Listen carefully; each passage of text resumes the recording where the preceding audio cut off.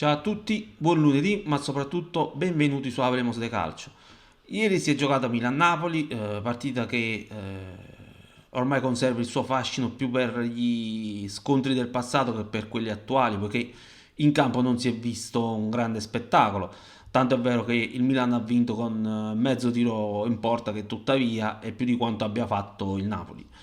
Di questo e di Walter Mazzarri ne parliamo tra un attimo.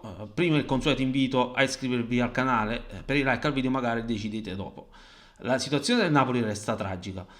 Da quando Mazzarri ha sostituito Garcia in panchina ha vinto 4 partite, una con l'Atalanta, le altre 3 con squadre seriamente candidate alla retrocessione, ovvero Cagliari, Salernitana e Verona. Insomma, si è trattata di normale, anzi normalissima amministrazione ed è grave che tutte e tre le squadre siano riuscite a fare gol.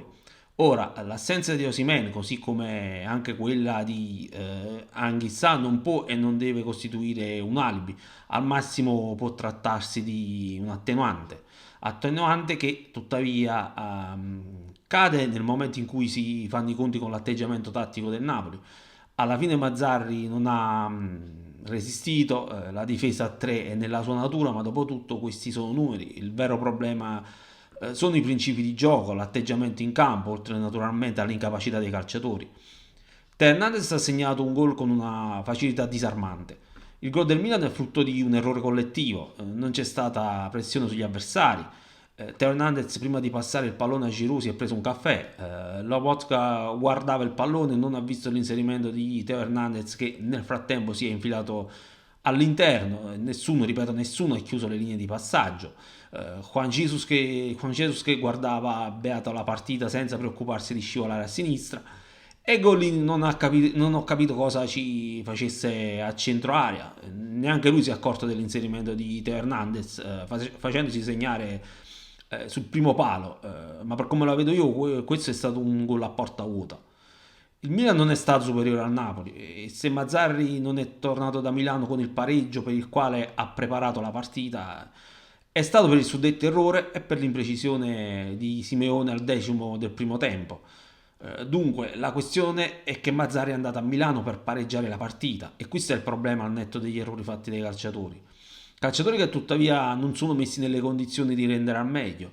Abbiamo visto un Napoli basso che oltretutto non è stato neanche capace di fare densità in mezzo al campo nonostante una linea a 5. Se l'idea era di assorbire gli attacchi del Milan e ripartire in contropiede, il piano è miseramente fallito.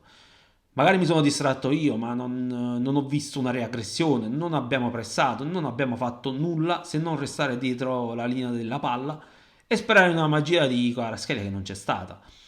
Vorrei aprire una parentesi su Zielinski. Io ho criticato la scelta di estrometterlo dalla lista UEFA, ma voi ieri lo avete visto in campo. Eppure figurava tra i titolari. Se Mazzarri ha schierato il polacco è per un solo motivo. Traoré non è pronto. E qui torniamo alle perplessità che espressi nel video di presentazione dell'ex calciatore di Empoli e Sassuolo e di conseguenza alle critiche al mercato di gennaio quando la montagna ha partorito il topolino. Ma lasciamo da parte i singoli e torniamo a noi.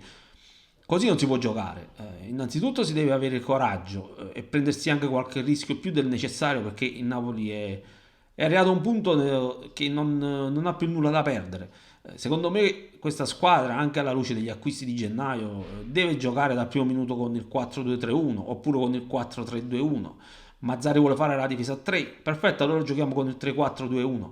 La questione è che bisogna dare spazio ai trequartisti che abbiamo in rosa, in particolare Lindstrom ma anche Ngonce. Poi è chiaro che la questione non può ridursi ai meri numeri, ciò che conta sono i principi di gioco. Questa squadra deve alzare il baricentro, ricordarsi cosa sono le marcature preventive e le riaggressioni. Il Napoli di Mazzari è passivo, così non va bene, non si arriva da nessuna parte. Lo ripeto, non abbiamo più nulla da perdere, ma è tempo di avere coraggio, quello che Mazzarri sembra non avere.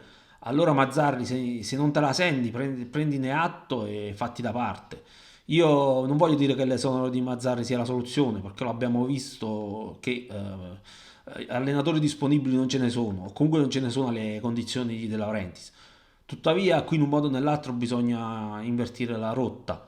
Ora o si prende coscienza dei problemi e degli errori commessi per porvi rimedio, salvando il salvabile, Oppure abituiamoci sin da ora all'idea di un Napoli che chiuderà il campionato tra l'ottavo e il decimo posto. Chiudo qui il video, attendo i vostri commenti per conoscere la vostra opinione, ma prima di salutarvi vi rinnovo l'invito a iscrivervi al canale e dare un like al video. Ciao e alla prossima!